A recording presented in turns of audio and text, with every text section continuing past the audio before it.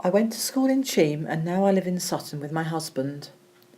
I'm an artist and filmmaker and I recently completed a master's degree in fine art at Wimbledon College of Art.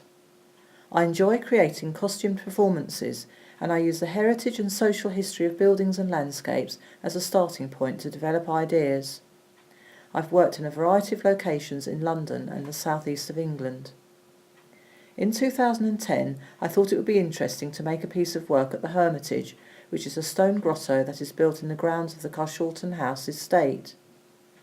I discovered that in the 18th century, estate owners built decorative follies like this in their landscape pleasure parks, and many employed professional hermits to impress and amuse their visitors. As there was never any evidence of a hermit actually living in the Hermitage, I thought it would be fun to invent one. One of the owners of the Carshalton House estate in the 18th century had trading connections with the Eastern Mediterranean. 18th century society was fascinated with exoticism in the East, and it was very fashionable for English aristocrats to have their portraits painted posing in Arabian or Turkish-style dress.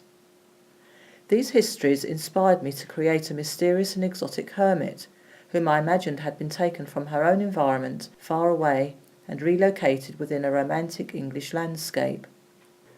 I've always been interested in the theatre and historical costume, so it was great fun researching and developing my ideas for the Hermit. I also wanted to refer to the influence of Catholicism on this site, as in the 19th century an order of nuns set up a convent and a girls' school, which still exists today.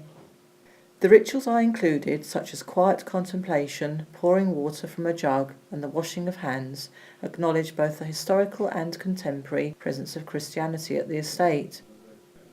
I was fortunate in being able to perform a hermit in residence during an open house weekend, and it was a pleasure to speak to the many visitors who came.